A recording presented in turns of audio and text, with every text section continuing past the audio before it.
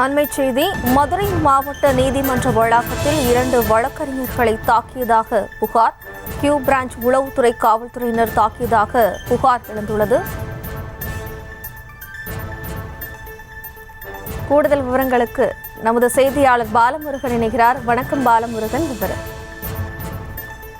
நிச்சயமாக மதுரையில் மனித உரிமை வழக்குகள் மற்றும் பல்வேறு போராட்ட வழக்குகளை மூத்த வழக்கறிஞர்களுடன் இணைந்து நடத்தி வரும் குடியுரிமை பாதுகாப்பு நடுவும் என்ற அமைப்பின் ஒருங்கிணைப்பாளரான வழக்கறிஞர் ராஜா மீது கியூ பிரான்ச் உளவுத்துறை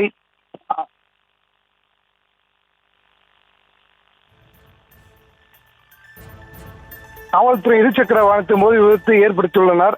அதே போல கடந்த 5ஆம் தேதி மதுரை மாவட்ட நீதிமன்ற வளாகத்திற்குள் வழக்கறிஞர்கள் குமரன், பாலமுருகன் ஆகிய 2 பேரை உளவுத்துறை காவல்துறையினர் தாக்கியதாக கூறப்படுகிறது.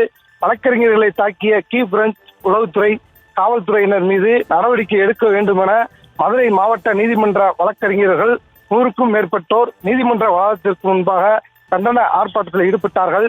பின்னர் நீதிமன்றத்தில் இருந்து அண்ணா நகர் காவல் நிலையம் வரை கோஷமிட்டு நடந்து வந்து காவல் நிலையத்தை முற்றுகையிட்டார்கள். சாலை முறையில் ஈடுபட்டதால் கே நகர் மாட்டுத்தாவணி இடையே கடும் போக்குவரத்து நெரிசல் ஏற்பட்டது. தொடர்ந்து மதுரை மாநகர துணை ஆணையர் மதுக்குமாரி நடவடிக்கை எடுப்பதாக வழக்கறிஞர்களிடம் உறுதியளித்ததை தொடர்ந்து வழக்கறிஞர்கள் அனைவரும் கலந்து சென்றார்கள். மேலும் நடவடிக்கை எடுக்காவிட்டால் மதுரை வந்துள்ள அமைச்சர் உதயநிதி இன்று மாலை நேரில் சந்தித்து புகார் அளித்துள்ளதாகவும் வழக்கறிஞர்கள் தெரிவித்துள்ளார்கள்.